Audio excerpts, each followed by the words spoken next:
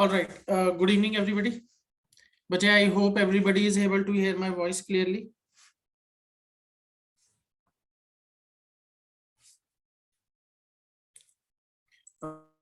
But just a moment, just hold on.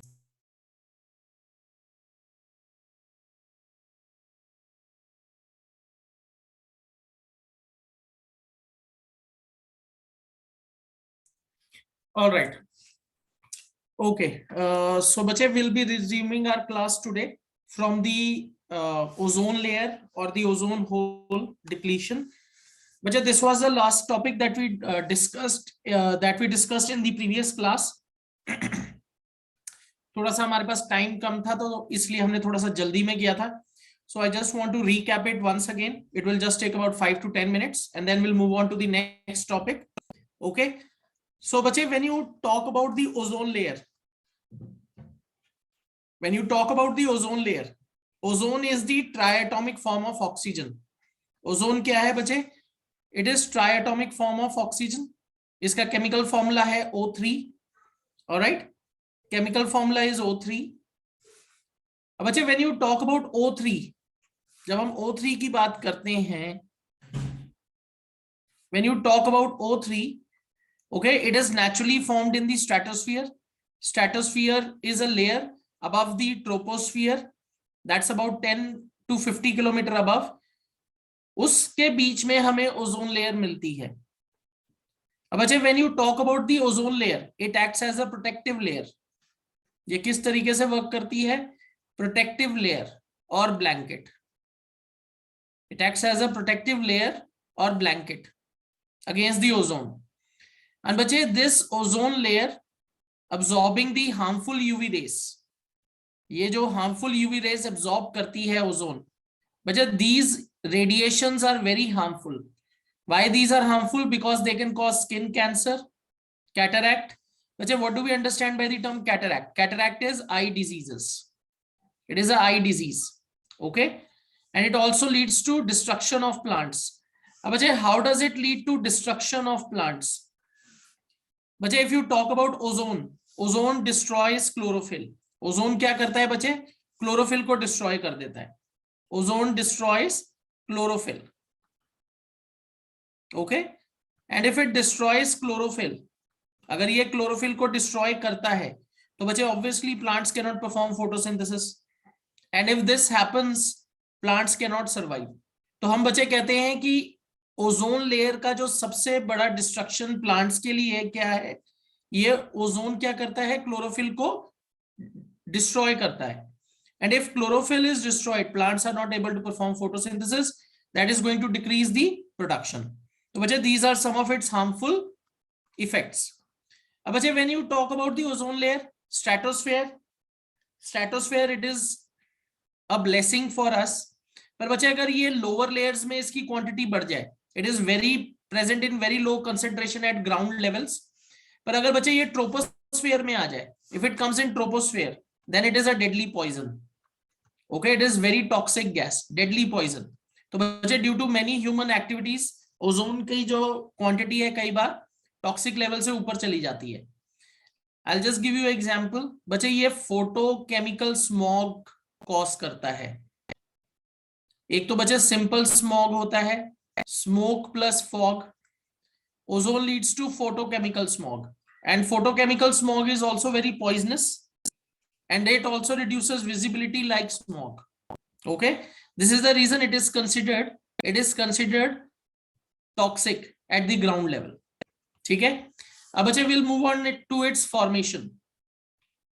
Okay, we'll move on to its formation की बात करेंगे. How is ozone formed? अब बच्चे, when you talk about the ozone is actually formed by UV rays only. बच्चे, when high energy UV radiations strike the oxygen molecules, तो बच्चे क्या होता है? Oxygen breaks down to form oxygen free atoms. How it is written बच्चे? आपके पास O2 molecule है, they will absorb ultraviolet radiation. Okay, then what happens? It will form 2 oxygen free atoms. ये क्या फॉर्म करेगा बच्चे? 2 oxygen free atoms. अब बच्चे these oxygen free atoms are very reactive, they are very reactive, they cannot exist like this. तो क्या होगा next? They further react with oxygen to form ozone. तो बच्चे जिस यूवी रेडिएशन को ओजोन फॉर्म अब्सॉर्ब करती है उसी की हेल्प से ये फॉर्म होती है. Oxygen gas in stratosphere on coming in contact with UV rays. UV rays are very high energy rays. इनकी वजह से क्या होता है? Oxygen breaks down to form two oxygen free atoms, and these oxygen free atoms they are very reactive. When they come in contact with oxygen atom, क्या होगा? They will form ozone. उससे क्या बनेगा? ओजोन बनता है. तो बच्चे this is how ozone is formed naturally in the stratosphere. Is this clear? यहां तक सब कुछ समझ आ गया? यहां तो कोई डाउट तो नहीं है बच्चे? All right, okay. अब बच्चे we have to discuss next how ozone is depleted. अब बच्चे when you talk about depletion of ozone layer, बच्चे this is a image which is actually showing the ozone hole. This is a satellite image which is showing ozone hole. तो बच्चे you can say this is how we monitor the concentration of ozone in the atmosphere. तो बच्चे if you notice यहाँ Antarctica के ऊपर आपको colour जो दिखाई देगा वो लाइट पर्पल ब्लूइश दिखेगा और इस रीजन में है वो कलर.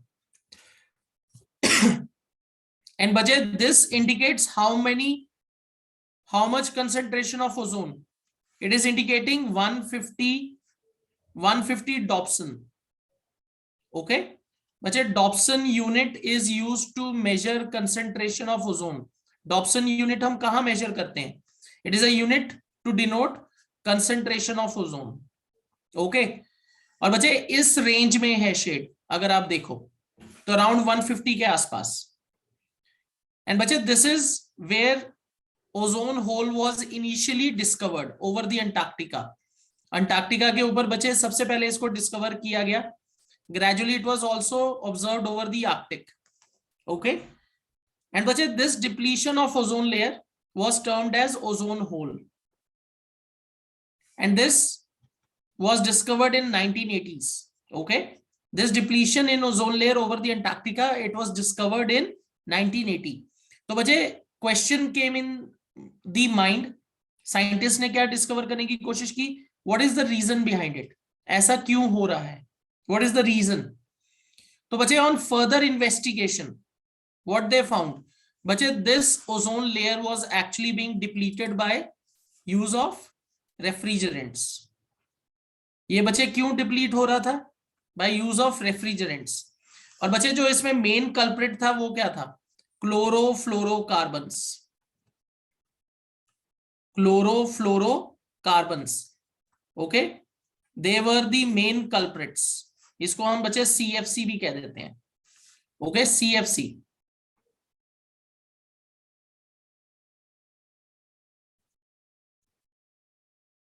बेटा you need to understand stratosphere में जितनी ओजोन ज्यादा होगी उतना ही हमारे लिए अच्छा है. Okay, it is good in stratosphere, not in troposphere. तो ये जो यूनिट्स दिख रहे हैं ना Alok, this is based on stratospheric concentration.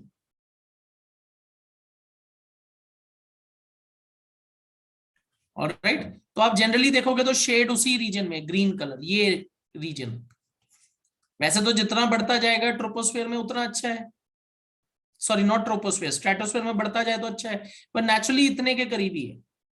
Major problem यहां है where it is depleting.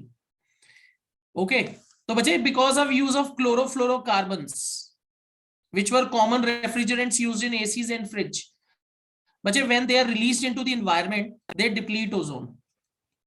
So this was linked to chlorofluorocarbons, CFCs.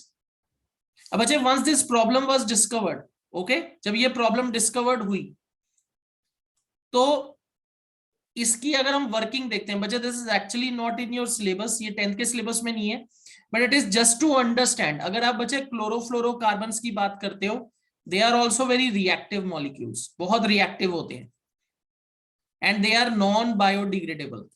They are non biodegradable. Okay तो बच्चे what happens on coming in contact with UV rays, when they come in contact with UV rays of sun, but this is a common chlorofluorocarbon, this is known as freon, this is a common chlorofluorocarbon known as freon. इसका formula होता है बच्चे CFCl3, okay CFCl3 ट्राइक्लोरोफ्लोरो methane, okay ये इसका common name है. अगर हम इसको फ्रीऑन से याद रख लें that is more than enough. Common CFC. तो बच्चे होता क्या है when sun rays fall on this, तो बच्चे आप देखोगे it releases one chlorine atom. और बच्चे ये जो क्लोरीन फ्री एटम होता है, this chlorine free atom, it is very reactive, ये बहुत रिएक्टिव होता है. So what it does is it comes in contact with ozone, ये ओजोन के ऊपर अटैक करता है. और बच्चे ओजोन का एक एटम ये क्या कर देता है, अलग करके ClO एटम में कन्वर्ट हो जाता है. ClO atom and oxygen is released, O2 को अलग कर देता है. तो यहां क्या बन रहा है बच्चे, ClO ऑक्सीक्लोराइड प्लस O2. तो बच्चे this is how chlorofluorocarbons destroy ozone. And बच्चे ये जो क्लोरीन रिलीज होती है ना, अगर आप एक मॉलिक्यूल देख रहे हो, 1 molecule of chlorofluorocarbon can destroy about 1 lakh ozone molecules because it is non biodegradable. This is a chain reaction, ये बार बार होता जाएगा and it is going to continuously do what, destroy the ozone. And बच्चे this was linked to depletion of ozone layer, CFCs. तो बच्चे once we realize this, फिर क्या किया गया, depletion of ozone layer very harmful. We realize it will cause skin cancer, it will cause eye diseases, it will damage the immune system. So बच्चे हमने क्या किया, we started thinking how to prevent this. तो बच्चे इसके अंदर okay this is here. तो बच्चे इसके अंदर फिर क्या किया गया बच्चे, the first thing that we did was it was banning of CFCs, banning of CFC को सबसे पहले बैन किया. And then we started making use of eco-friendly refrigerants. We started making use of eco-friendly refrigerants. और बच्चे eco-friendly refrigerants में जो सबसे common है that is HFCs, hydrofluorocarbons. What are HFCs? These are hydrofluorocarbons. Okay. हाइड्रोफ्लोरोकार्बन्स. बच्चे ये common जो है रेफ्रिजरेंट्स यूज किए गए, तो हमने CFCs को बैन किया. एंड बच्चे this was done in association with UNEP, United Nations Environment Programme, UNEP. And बच्चे they forged an agreement to stop CFC production at what levels, 1986 levels. बच्चे 1986 Kyoto Protocol was signed by all countries. तो 1986 level पे जहां depletion जितनी हो चुकी थी या जितनी CFC हम प्रोड्यूस कर चुके थे, कंट्रीज ने क्या एग्री किया इन Kyoto Protocol, what was agreed, that we will stop the CFC production here and we will prevent further depletion. Okay so this is a protocol, an international agreement you can say, which is aimed to manage and reduce carbon dioxide emissions and greenhouse gases. तो वजह इसमें CO2 gas, green house gases, ये जैसे ozone depleting substances है CFCs, इनको रोकने के लिए एग्रीमेंट साइन हुआ था. और बच्चे आजकल हम क्या देखते हैं, all manufacturing companies make CFC free refrigerators throughout the world. So nowadays we are using eco friendly refrigerants. Alright, all this has been done to prevent the ozone depletion. Is this clear बच्चे? What else we can do, एक तो हमने चलो laws pass किए. So at this moment I can say after all these years, 22, 23 years, 30 years, ozone hole पहले से better है. Ozone की जो क्वांटिटी है इट इज फार बेटर. पर बच्चे we still have to work on maintaining it. कैसे? We need to spread awareness. Awareness होनी चाहिए लोगों के बीच में. हम बोलते हैं जितना कम AC रेफ्रिजरेटर यूज किया जाए उतना बढ़िया. रेफ्रिजरेटर्स के अंदर इको फ्रेंडली रेफ्रिजरेंट्स को यूज किया जाए, that would be better. Okay, so we have to spread awareness among the people. This This is how we can prevent further depletion of ozone layer. ठीक है बच्चे, चलो तो बच्चे this is what we actually did in the last class. थोड़ा सा जल्दी किया था, so I just wanted to revise it through once again. All right, चलो अब बच्चे we'll move on to garbage disposal. बच्चे this is the last part of the chapter. Okay, ये हमारे इस चैप्टर का लास्ट पोर्शन है. ओके, अब बच्चे when you talk about garbage disposal, yes Alok, when you talk about hydrofluorocarbons they are considered eco friendly. क्योंकि बच्चे अगर हम क्लोरोफ्लोरोकार्बन्स लेंगे या हाइड्रोक्लोरोफ्लोरोकार्बन्स लेंगे जिसमें भी क्लोरीन है वो बहुत डैमेजिंग है, मिथाइल ब्रोमाइड और भी बहुत सारे ओजोन डिप्लीटिंग सब्सटेंसेस हैं बच्चे, पर CFCs मेन है. तो hydrofluorocarbons are far better, they are considered eco friendly, उनका CFC जैसा एक्शन नहीं है. Is this clear Alok? Alright, okay, चलो तो बच्चे now will talk about garbage disposal. अब बच्चे first of all we need to understand हमारे लिए वेस्ट प्रोडक्ट क्या होता है. What is waste? अगर मैं किसी चीज को वेस्ट बोलता हूं तो उसका क्या मतलब है? What do we understand by the term waste? Anything which is not useful. Okay, कोई भी ऐसी चीज जो हमारे लिए यूजफुल नहीं है, anything which is not useful. पर बच्चे यहां एक चीज समझनी बहुत जरूरी है, anything which is waste for you can be useful for somebody else. आपके लिए जो चीज वेस्ट है वो किसी और के लिए बहुत यूजफुल हो सकती है. तो बच्चे यहां हमें मैनेजमेंट करना आना चाहिए. Okay, so this is something जो हम इंडिविजुअल लेवल पे अगर रिस्पॉन्सिबिलिटी लें तो हम तब वेस्ट को मैनेज कर पाएंगे. It is not something that has to be done by government, it is individual. तो something which is not useful for you, it is considered waste, but we have to come up with different methods to manage that waste. We can not throw it on others.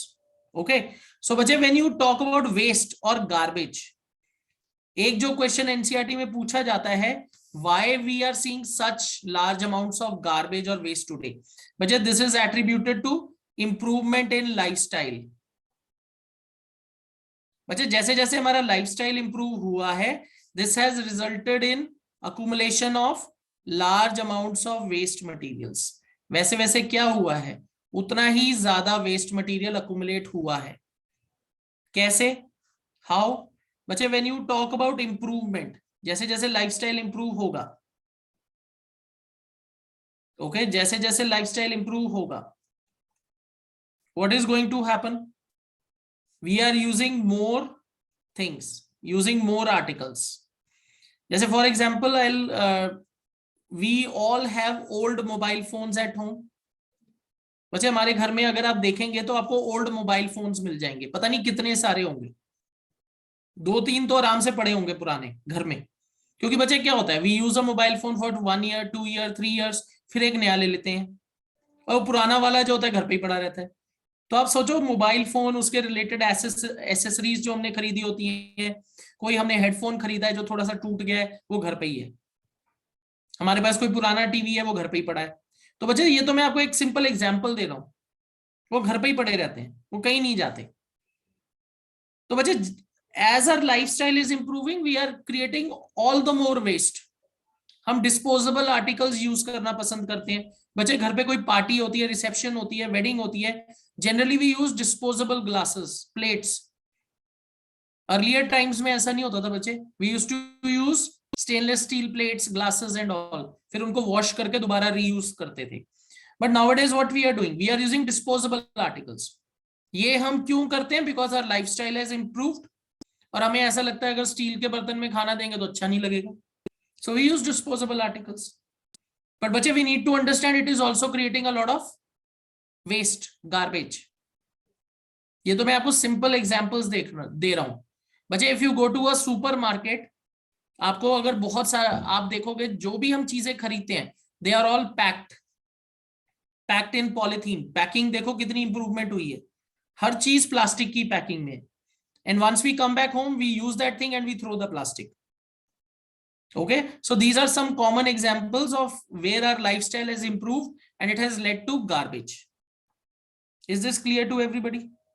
अगर आपसे ये पूछा जाएगा how lifestyle improvement has led to garbage disposal, तो आप बच्चे इसको 2-3 answer इस तरीके से दे सकते हो. हमारे घर में हम इलेक्ट्रॉनिक वेस्ट देखें तो बहुत ज्यादा होता है. We are buying new electronic things as technology improves. Old things are lying with us. We are buying things which are packed in polythene, that is leading to garbage. We are using disposable articles, वो garbage increase कर रहा है. Alright. अब बच्चे when you talk about garbage और waste, the first thing that we need to understand is how we segregate or how we categorize them. तो बच्चे इसमें जो फर्स्ट कैटेगरी आती है, the first category, if I say, it is biodegradable. बच्चे when you talk about biodegradable waste, they are substances which can be decomposed by action of microorganisms. बच्चे anything which can be decomposed, कोई भी ऐसा waste, कोई भी ऐसा substance जिसको आप माइक्रो ऑर्गेनिज्म से डिकम्पोज कर सको, that is biodegradable waste. And बच्चे biodegradable waste is sometimes considered very useful. Reason, आप उससे मेन्योर बना सकते हो. You can make manure out of it. You can create biofuel और बायोगैस आउट ऑफ इट. तो बच्चे इसके आप बहुत सारे यूजेस ले सकते हो, बट आपको इसे मैनेज करना आना चाहिए. राइट. तो बच्चे when you talk about biodegradable waste, इसमें कॉमन एग्जांपल्स हैं fruit and vegetable peels, cotton, jute, cow dung, paper, etcetera. These are all biodegradable waste. If you manage them properly, you can decompose them and convert them into manure. आप इससे gas बना सकते हो, fuel बना सकते हो by decomposition. Okay. Second category is बच्चे non biodegradable waste. अब बच्चे when you talk about non biodegradable waste, actually जो हमारा मेन फोकस होता है बच्चे वो नॉन बायोडिग्रेडेबल वेस्ट पे होता है. But I want to clarify one thing, biodegradable और non biodegradable waste both are equally problematic. दोनों इक्वल प्रॉब्लम्स क्रिएट करते हैं. अगर आप इन दोनों को प्रॉपर मैनेज ना करो, both will create problems for us. So बच्चे when you talk about non biodegradable substances cannot be decomposed by action of microorganisms. बच्चे फॉर एग्जाम्पल प्लास्टिक. बच्चे why plastic is considered non biodegradable? आप इसको soil में छोड़ दो, it will stay there 200 years 300 years, वैसे का वैसे ही पड़ा रहेगा. It is non biodegradable. Metals, synthetic fibers, radioactive waste. बच्चे what is radioactive waste? पहले आपने ये टर्म कभी सुना है? What is radioactive waste? What is radioactive waste? Anybody? कोई इसका एग्जांपल दे सकते हैं? Radioactive waste.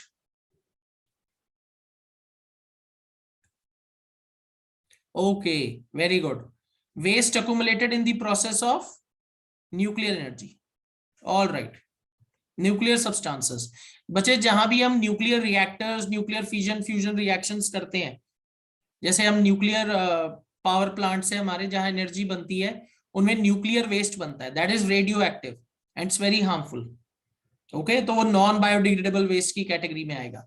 बच्चे pesticides, insecticides, okay, these are all biodegradable waste. बच्चे मेटल स्क्रैप जो है ये नॉन बायोडिग्रेडेबल है. आपके घर में जो भी पुरानी मेटल के आर्टिकल्स पड़े होते हैं, they are non biodegradable. Okay. So these are the two major categories. Alright. तो बच्चे आप यहां क्लियरली देख सकते हो, non, this is biodegradable waste, this is biodegradable waste.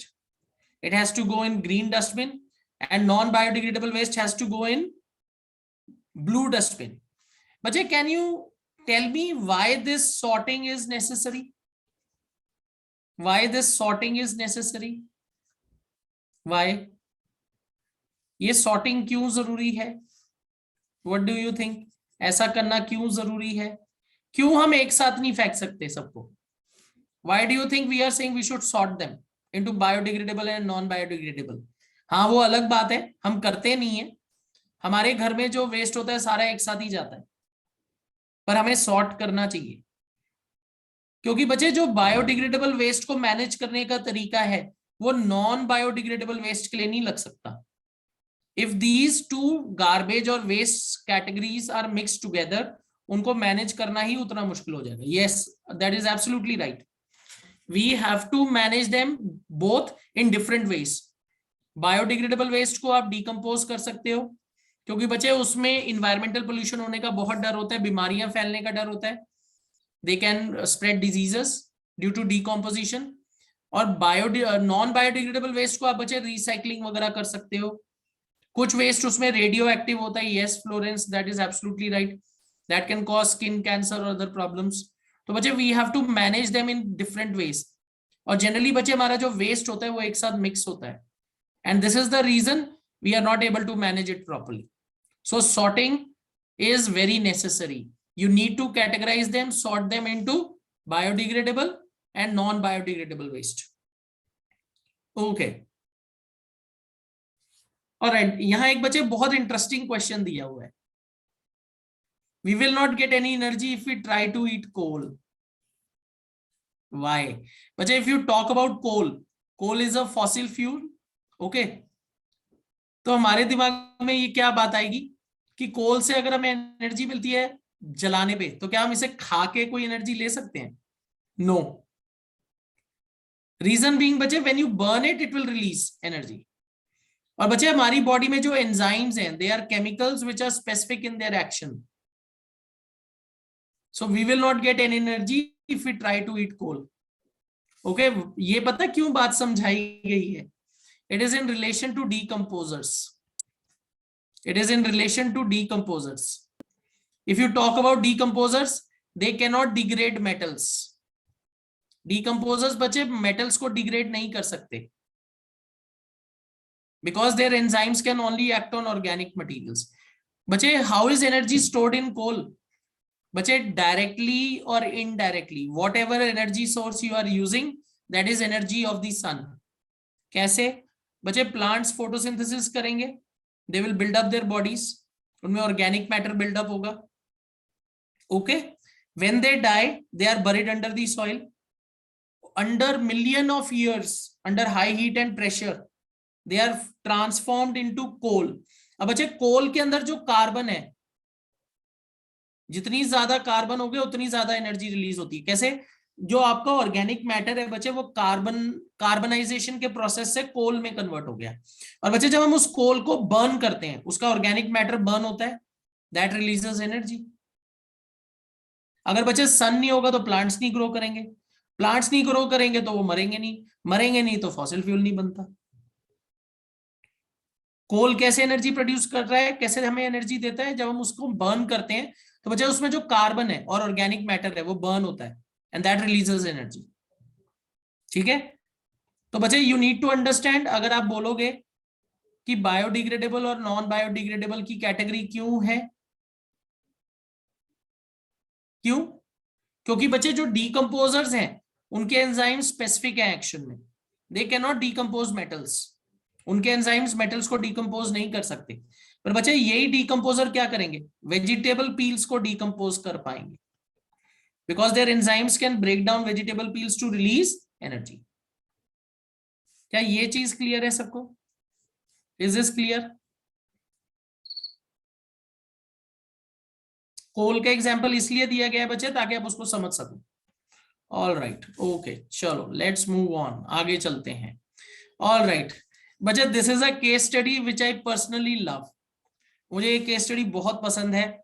ठीक है, ये डिस्कशंस जब हम करते हैं ना, तो it is a very interesting case study. This is given in your NCERT book, disposable cups in trains.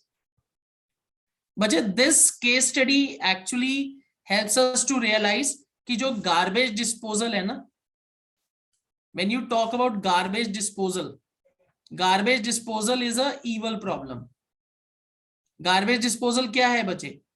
Garbage disposal is a evil problem. Why garbage disposal is considered evil problem? बच्चे, what do we understand by the term evil problem? Wicked problem या evil problem? Problem जिसका कोई fix solution नहीं होता।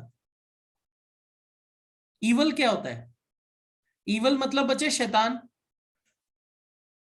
Evil problem, बहुत गंदी वाली problem, wicket problem या ईवल प्रॉब्लम कहते हैं गार्बेज डिस्पोजल को। बच्चे ईवल प्रॉब्लम या विकेट प्रॉब्लम क्या होती है? जिसका कोई फिक्स सोल्यूशन नहीं होता, आपको क्या करना पड़ेगा, अलग अलग सोल्यूशन निकालने पड़ेंगे, और कोई भी सोल्यूशन पूरी तरीके से वर्क नहीं करता। Okay, let's try to understand this. Disposable cups in trains. अब बच्चे व्हेन यू टॉक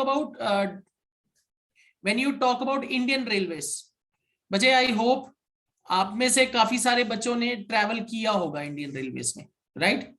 आप में से काफी सारे बच्चों ने इंडियन रेलवेज में ट्रैवल किया है, ठीक है ना?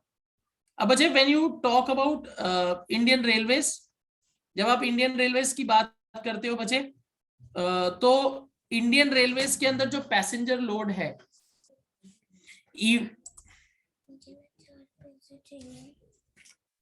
when you talk about garbage disposal evil problem है इंडियन रेलवेज के अंदर।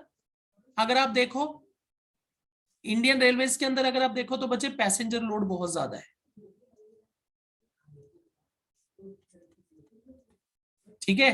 पैसेंजर लोड बहुत ज्यादा है। एंड बच्चे लॉट्स ऑफ पैसेंजर्स ट्रैवल, बहुत सारे जो पैसेंजर्स हैं वो रेलवे के अंदर ट्रैवल करते हैं।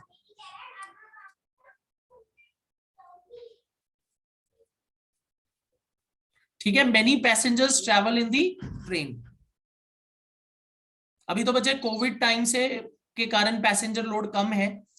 और बच्चे आपने एक चीज नोटिस की होगी, टी इज समथिंग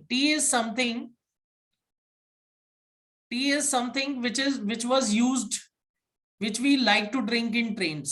ट्रेन में सबसे ज्यादा हम टी पीना पसंद करते हैं, खाने की चीजें, और जनरली लोगों को टी बहुत पसंद है। तो बच्चे अर्लियर टाइम्स में प्लास्टिक ग्लासेस में टी दी जाती थी, and these plastic glasses had to be return to the vendor. जो चाय बेचने पर्सन आता था वो प्लास्टिक के ग्लास लाता था। इन प्लास्टिक के ग्लासेस को बच्चे क्या करना पड़ता था?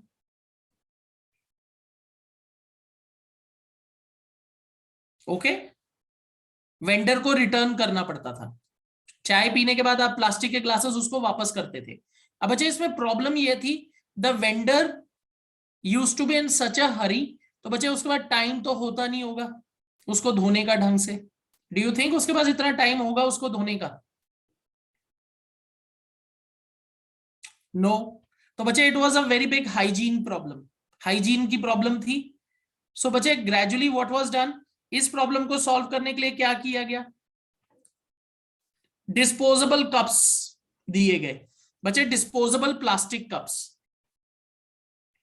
तो बच्चे उस टाइम पे इसको बहुत अच्छा अल्टरनेटिव कंसीडर किया गया, क्योंकि बच्चे जो डिस्पोजेबल प्लास्टिक कप्स थे दे वर चीप, सस्ते थे, और बच्चे उसमें हाइजीन का भी प्रॉब्लम नहीं था, एक बार चाय पियो और वो कप फेंक दो। So it was considered a good step. पर बच्चे ग्रेजुअली धीरे धीरे क्या प्रॉब्लम सामने आई? इन्वायरमेंटल पोल्यूशन होने लग गया, impact caused by disposal of millions of these cups on a daily basis. आप इमेजिन करो बच्चे, अगर आप इंडियन रेलवेज का पैसेंजर लोड देखो तो जो डिस्पोजेबल प्लास्टिक कप था वो एक बहुत बड़ा मेनेस बन गया। It became a very big problem, क्योंकि बच्चे प्लास्टिक नॉन बायोडिग्रेडेबल होता है। तो ग्रेजुअली वी रियलाइज्ड कि दिस इज नॉट वर्किंग। तो बच्चे हमने नेक्स्ट स्टेप क्या किया?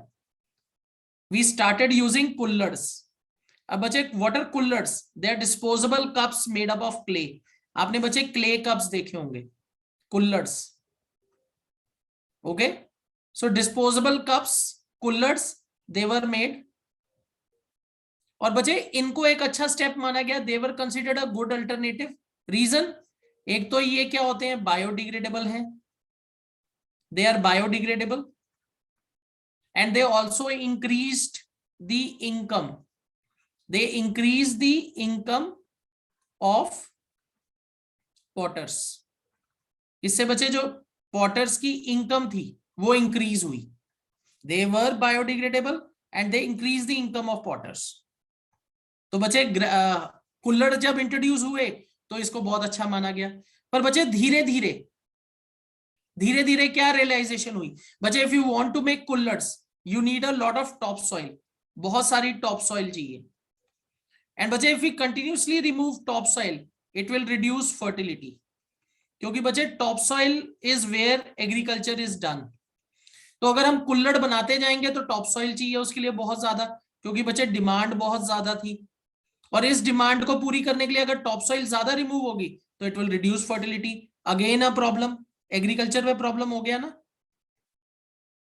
Agriculture is our mainstay, अगर बच्चे एग्रीकल्चर का लॉस होगा तो हमें बहुत लॉस होगा।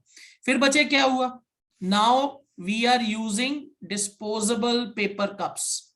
अब बच्चे हम क्या यूज कर रहे हैं, disposable paper cups. Okay, so disposable paper cups are nowadays provided, अगर आप देखोगे डिस्पोजेबल पेपर कप दिया जाता है। तो बच्चे what do you think are advantages of disposable paper cups? बच्चे डिस्पोजेबल पेपर कप्स का डिस्पोजेबल प्लास्टिक कप्स के ऊपर क्या एडवांटेज है? बच्चे they can be recycled, they are not biodegradable, बच्चे उनको रिसाइकल कर लेते हैं, they can be recycled. Okay, paper cup है, बायोडिग्रेडेबल भी है, पर हम इनको जनरली इजिली रिसाइकल कर पाते हैं, तो ये इनका सबसे बड़ा एडवांटेज है। पर बच्चे प्रॉब्लम अभी पूरी तरीके से सॉल्व नहीं हुई है। बच्चे if you take a look at the paper cup, paper cup जो होता है आप उसको अगर कभी अंदर से टच करके देखो, there is a coating of wax, उसके अंदर कोटिंग होती है वैक्स की to make it water resistant. आपने नोटिस किया, अगर कभी आप उसको पेपर कप को अंदर से टच करके देखो, उसके अंदर वैक्स की कोटिंग होती है, and this is applied to make it water resistant. और बच्चे ये जो वैक्स की कोटिंग होती है ना, it is carcinogenic, it has potential to cause cancer. तो इन रियलिटी में अभी ये प्रॉब्लम हमारी सॉल्व नहीं हुई है, this problem has still not been solved. पर बच्चे अभी हमारे पास और कोई अल्टरनेटिव नहीं है, unless passengers start carrying their own cups और ग्लासेस, तब तक ये प्रॉब्लम सॉल्व नहीं हुई है। तो बच्चे पेपर कप एक अभी हमारे लिए एक अच्छा अल्टरनेटिव है, क्योंकि हमारे को इसको रिसाइकल करना आसान है, ये बायोडिग्रेडेबल है, पर इसमें बच्चे जो वैक्स की कोटिंग है ना वो हमारी सेहत के लिए अच्छी नहीं है। तो do you think the problem is still solved? क्या पूरी तरीके से प्रॉब्लम सॉल्व होगी है? It is a very interesting case study, very interesting case study. It actually बच्चे रिमाइंड्स अस कि गार्बेज डिस्पोजल जितना आसान लगता है उतना आसान नहीं है। This is the reason we are saying it is evil problem, wicked problem. We have to come up with innovative solutions one over one another, पर वो भी नहीं पता अच्छी तरह वर्क करेंगे कि नहीं करेंगे। It will be all hit and trial, guess work. ठीक है बच्चे, is this clear to everybody? समझ आ गया सबको?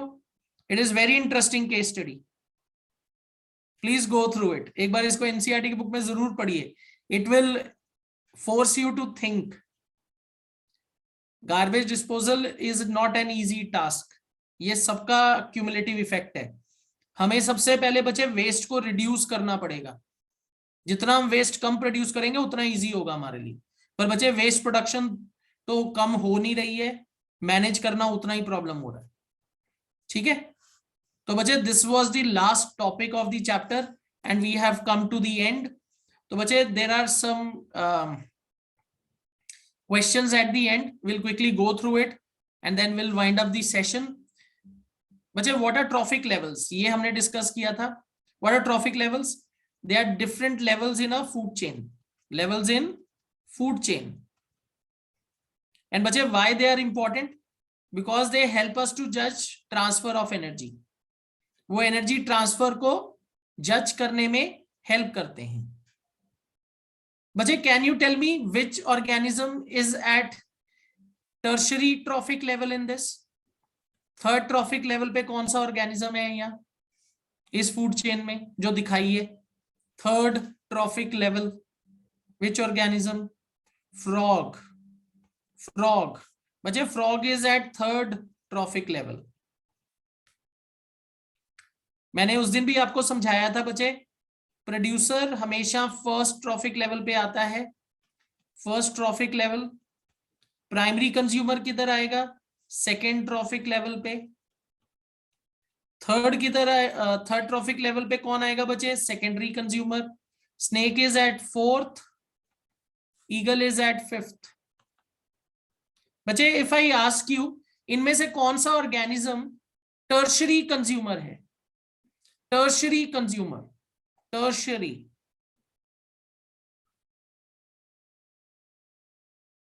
Okay, snake, very good. तो बच्चे snake is tertiary consumer, snake is tertiary consumer, very good. Snake बच्चे टर्शरी कंज्यूमर है, all right.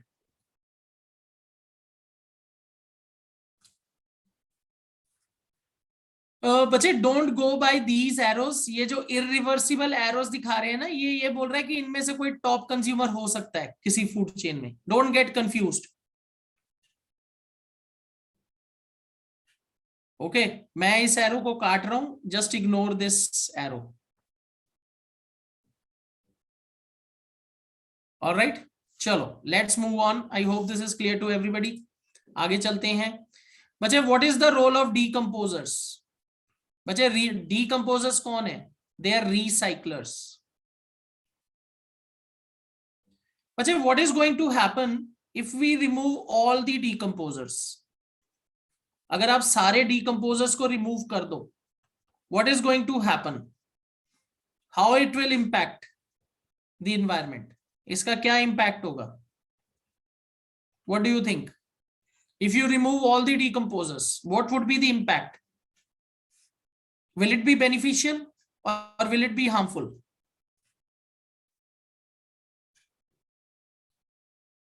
Bache, it will be harmful to us. But how? Bache, if you talk about decomposers, they are natural recyclers. Whatever dead material or dead or decomposing material is there, वो उसको recycle करके organic nutrients को वापस ecosystem या environment में डालते हैं।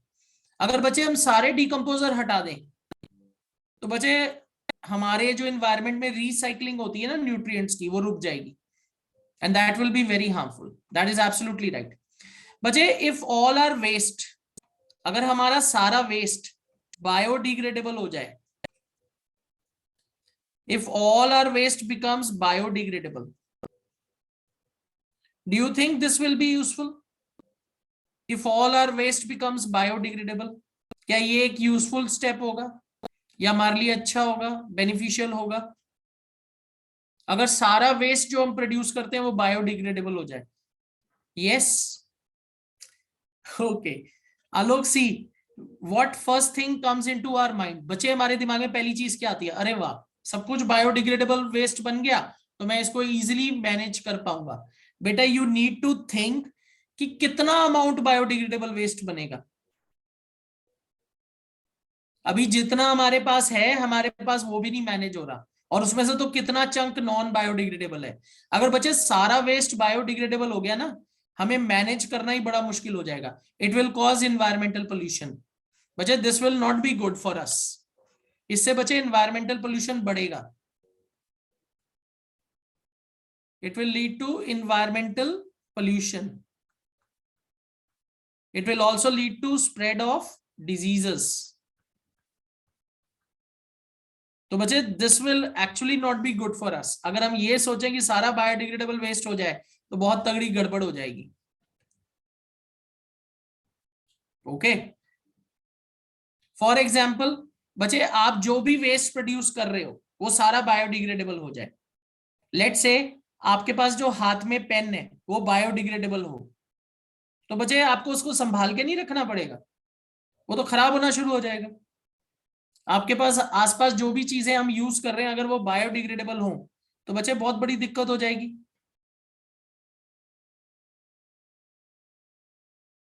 Is that clear? बच्चे आप खुद सोचो ना, अभी तो हमारे पास जितना वेस्ट है बायोडिग्रेडेबल, हम उसी को मैनेज नहीं कर पा रहे। Yes Alok, yes, just as food get spoiled.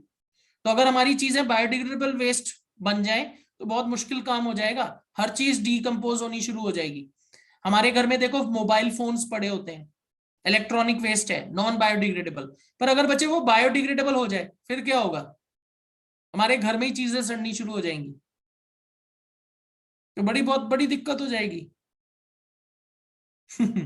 अभी देखो कुछ चीजें जो नॉन बायोडिग्रेडेबल है, मैं कुछ वो पड़ी तो रहती हैं कहीं, कम से कम उनसे बीमारियां तो नहीं फैल रही। Yes, this is what we need to understand. If everything turns biodegradable it will create more problems, और ज्यादा प्रॉब्लम होगी। I hope this is clear to everybody, सबको समझ आ गया होगा। तो ये अच्छी चीज नहीं होगी, उससे एनवायरमेंटल पोल्यूशन बढ़ेगा, मैनेज करना और मुश्किल हो जाएगा, डिजीजेस फैलेंगी। Okay, they will keep on decomposing. Yes, things should be balanced, और फिर हम उन्हें मैनेज करेंगे प्रॉपर, तो सब कुछ ठीक रहेगा। ऑल राइट, उसके बाद बचे next, what is ozone and how does it effect ecosystem. बचे ozone is O3, it protects us from UV rays, protects us from UV rays। ये तो इजी है, क्लियर है। और बच्चे यूवी रेज की डिप्लीशन की वजह से क्या होता है, causes cancer in human beings including other plants and animals. चलो नेक्स्ट। ओके बच्चे, how can you help in reducing problem of waste disposal. Give any 2 methods. इसमें तो बच्चे बहुत सारे दिए।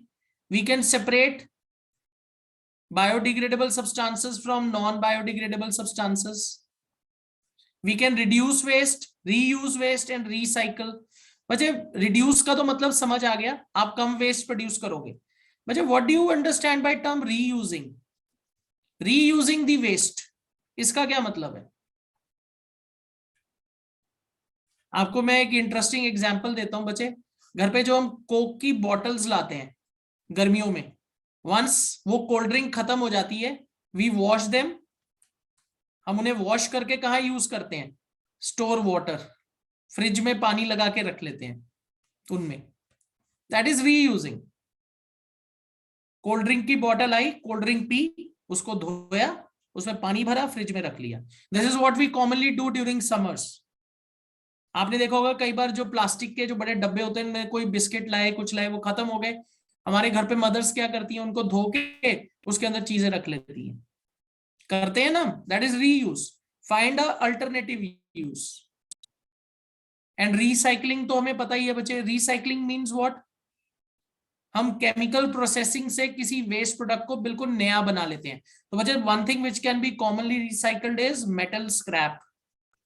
Metal scrap, this is something you can commonly recycle. Polythene, different types of polythene can be recycled. Paper can be recycled. And बचे, this will also help in saving energy. Energy बचेगा, resources बचेंगे, and reduce pollution. Pollution कम होगा। ठीक है बच्चे, is this clear to everybody? सबको समझ आ गया?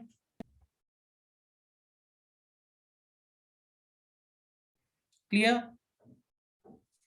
All right, chalo, let's move on. Next question. बच्चे, which of the following groups contain only biodegradable items? सिर्फ biodegradable items देखिए। Grass, wood, plastic, no. Fruit peels, cake and lime juice. Cake, wood and grass. This can happen. Grass, flowers and leather. Leather is biodegradable. Okay, only biodegradable items. Fruit peels, cake and lime juice. What is lime juice? Lime juice is lemon juice. See, but why not leather? Leather is also biodegradable. No, leather biodegradable नहीं। तो बच्चे इसमें तो मुझे एक से ज्यादा option लग रहे हैं।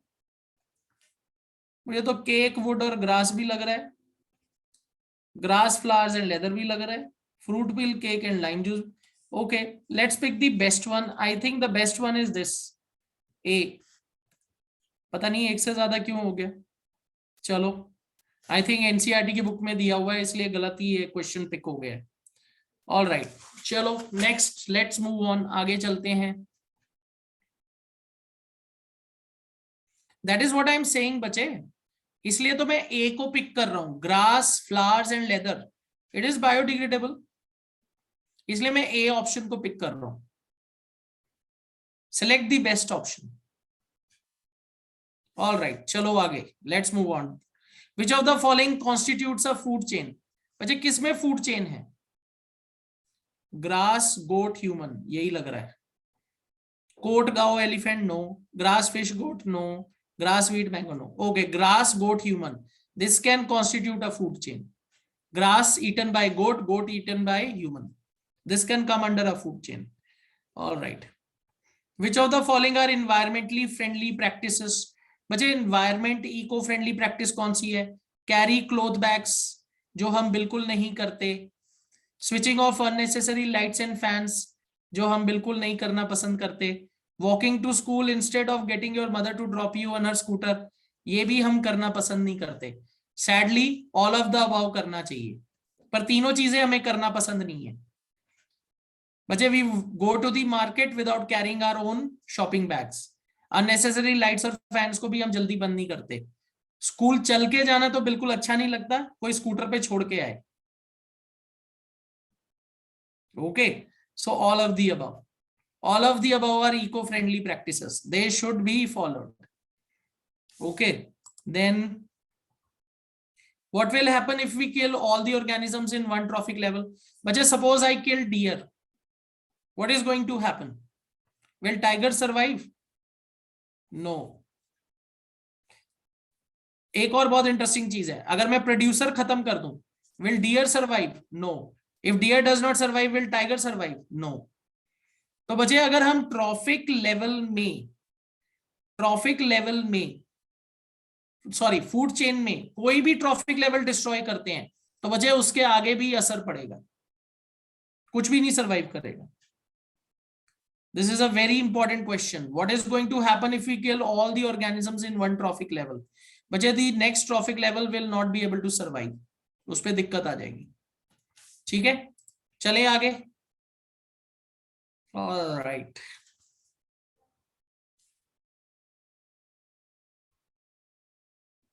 ये देखो, organisms of any trophic level cannot be removed without causing any damage to ecosystem.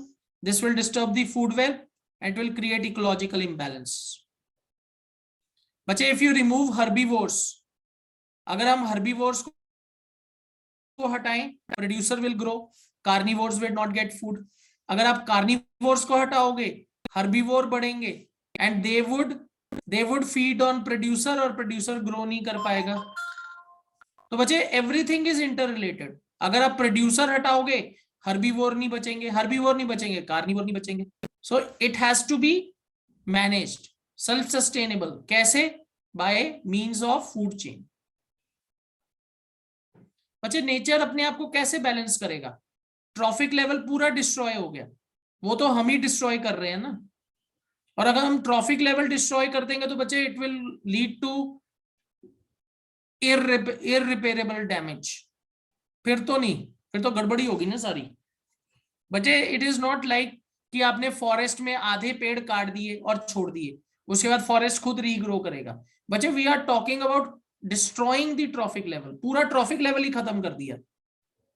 Herbivore खत्म कर दो तो कार्निवोर गए, कार्निवोर खत्म करो हर्बीवोर बढ़ेंगे, वो प्रोड्यूसर को डिस्ट्रॉय करेंगे। Is that clear? We are not talking about partial removal, complete removal, complete destruction. Clear Alok? चलो, ऑल राइट, कंप्लीट डिस्ट्रक्शन की बात हो रही है बेटा, सब कुछ हटा दो, ऐसा नहीं हो सकता। चलो, व्हाट इज बायोलॉजिकल मैग्निफिकेशन? बच्चे ये मैंने आपको समझाया था, when we move from one trophic level to another, concentration increases drastically. तो बच्चे यहां देखो, ह्यूमन के अंदर टॉक्सिक कंसंट्रेशन सबसे ज्यादा दिखेगी, या टॉप कंज्यूमर के अंदर सबसे ज्यादा दिखेगी। This is biomagnification. Biomagnification is drastic increase in concentration of toxic substance as we move from one trophic level to another. इसमें बच्चे मैंने आपको एक पेस्टिसाइड का एग्जांपल दिया था, DDT, which is leading to depletion in population of vultures. और बच्चे vultures are natural scavengers, उनकी अगर population कम होगी तो हमारे environment पे इसका बहुत बुरा असर पड़ता है। मिनीमाटा disease, yes, Minamata fish mercury contamination, Japan. Okay, तो आपको एग्जांपल याद है। चलो लेट्स मूव ऑन आगे। बच्चे नॉन बायोडिग्रेडेबल वेस्ट से क्या प्रॉब्लम होती है? They reduce fertility of the soil. बच्चे पेस्टिसाइड जो हम यूज करते हैं वो सॉइल फर्टिलिटी को रिड्यूस करते हैं। They also get accumulated pesticides, biomagnification होता है इससे बच्चे, और ये बहुत बड़ी प्रॉब्लम है हमारे लिए, it's a huge problem. Then non biodegradable waste like plastic releases toxic chemicals. अगर बच्चे हम प्लास्टिक को बर्न करते हैं तो क्या होगा? इससे टॉक्सिक केमिकल्स होते हैं जिससे एयर पोल्यूशन होता है। They also cause water, land and soil pollution. तो बच्चे these are some problems associated with non biodegradable waste. चलो last question. Okay this is here, ये रहा। देखो ये क्वेश्चन हम डिस्कस कर रहे थे। If all the waste we generate is biodegradable, will this have no impact on the environment? Achha, this will have. Anything in excess causes problems. If the waste are biodegradable, excess amount will end up polluting our environment. This is because nature will be unable to decompose the waste into harmless materials at the right time. उससे क्या होगा बच्चे? Heaps of biodegradable waste provide a breeding ground for mosquitoes, flies and worms, which may spread many diseases. Large amounts of biodegradable waste can also cause blockage of drains, which in turn causes unhygienic conditions and multiplication of mosquitoes. तो बच्चे it will cause more environmental pollution and diseases. क्या बच्चे ये clear है? देखो यही question हमने पहले डिस्कस किया था मैंने आपके साथ पॉइंट। अगर सब कुछ बायोडिग्रेडेबल बना देंगे तो तब भी हमारे लिए प्रॉब्लम है। चलो लेट्स मूव ऑन आगे। बच्चे why is damage to ozone layer a cause of concern for us? क्यों ये कॉज ऑफ कंसर्न है?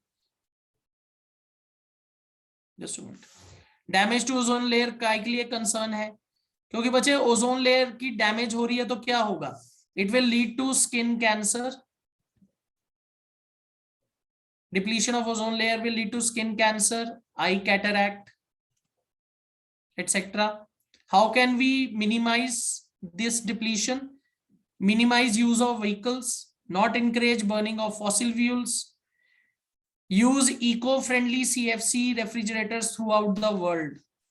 तो ये कुछ steps हैं बच्चे। Minimize the use of vehicles, greenhouse gases कम करनी है, fossil fuels कम चलाने हैं, and making CFC free refrigerants or CFC ban. तो बच्चे this is something that we have to do to protect our environment from ozone depletion. Okay, तो बच्चे this is the last part. So we have completed our environment. तो बच्चे this concludes our environment syllabus. Our environment का chapter बच्चे हमने conclude कर लिया है। एंड बच्चे with this we are also completed bio. Bio का पोर्शन हमारा कंप्लीट हो गया सारा टर्म 2 का। बच्चे नेक्स्ट ओके बच्चे next chapter which one which we should start? Should we move on to chemistry periodic classification start कर लें पहले? Chapter number 5 periodic classification. Alright, क्योंकि बच्चे आई थिंक आप लोगों ने काफी सारे बच्चों ने आई थिंक इलेक्ट्रिसिटी या magnetic effect of current term 1 से पहले थोड़ा बहुत पढ़ा होगा, क्योंकि उस टाइम सिलेबस का स्प्लिट काफी लेट आया था। ओके, बट आई फील कि पीरियोडिक क्लासिफिकेशन कर लेना चाहिए। Then we can turn over to chapter number 4। I think we should, bache, next week begin up with periodic classification. So I think 3 or 4 days we'll be able to complete periodic classification. 3 days, yes, 3 days I think, 3 or 4 days at the most. And once we are able to finish that off, then we move on to physics. Carbon compounds भी बचा हुआ है बच्चे। Carbon compounds will require at least 2 days. 2 दिन लगेंगे and we will be through carbon compounds. 4 days for periodic classification, 2 days for carbon compounds. So in total we need 6 days. So that means bache 4, today is 4, Friday, 4, 7, 11, 18. So bache by 18th Feb, yes, most of the chapter 4 is reduced.